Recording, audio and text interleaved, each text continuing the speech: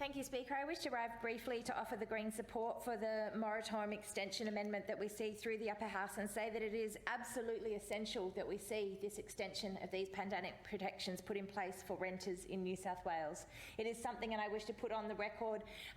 that many thousands of people have been calling for an extension and expansion of these rental protections, and I want to acknowledge the work of the New South Wales Tenants Union in all that they have done to be able to push and support the government during this time to make sure that we have protections in place so that nobody finds themselves evicted in the middle of this pandemic. I want to make sure that we really put on the record that the Greens support this extension, but recognise that the pressures on renters existed before this pandemic, and the insecurities around renting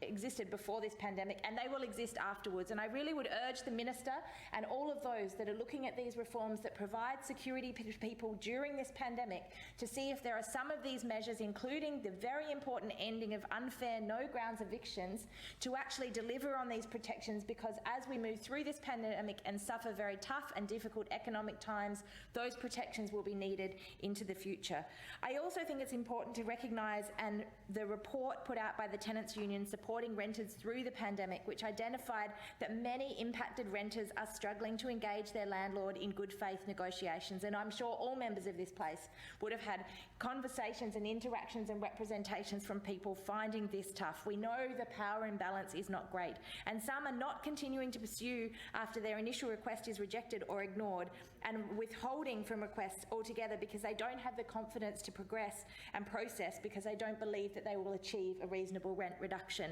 It's also reflected in such small numbers of impacted renters making use of the formal negotiation processes through fair trading, which I appreciate are great, that we need more strength and support for these mediations in other jurisdictions. And I would ask that this chamber and that the Minister, who I acknowledge is here, would work to follow those recommendations of that report to strengthen and build confidence in the framework around the negotiation process by providing NCAT with the ability to set fair rents, where a landlord who has ignored a tenant's request for negotiations or the negotiations have broken down could be looked at. And if we're not able to provide the tribunal with that power, I would ask, what will the New South Wales government do to ensure that the current process is fit for purpose and taken up appropriately by tenants?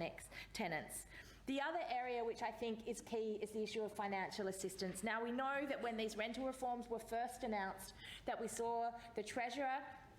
join with the ministers relevant and announce concessions around land tax, concessions that would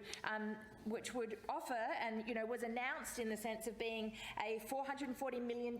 financial support package. But obviously the land tax waivers and rebates haven't been picked up in the same way. We all know that there are challenges around that, and I have no bad reflection on the pressures that were under the government at the time for having to look at how to negotiate and navigate this space in the middle of a pandemic lockdown. But we're now through that initial crisis point, and we need to look at now the fact that many people in New South Wales have either formal or informal rent debt now that is actually strangling them.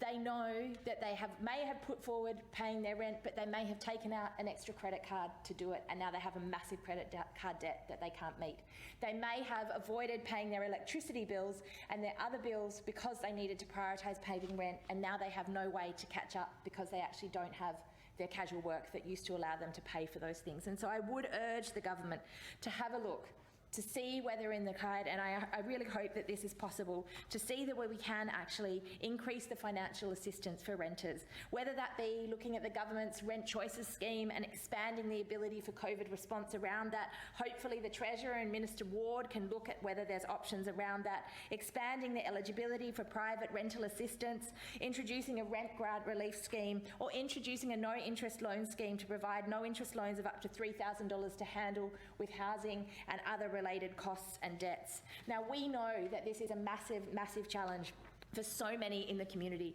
We know that people are doing it tough, and this pandemic showed that people were only a couple of paychecks away from being homeless. Now, that is a scary reality for all of us in this state, and we need to be doing all that we can to provide that financial support. And we've got to remember this, that any of that money put directly in as financial assistance and support to families and people that rent in this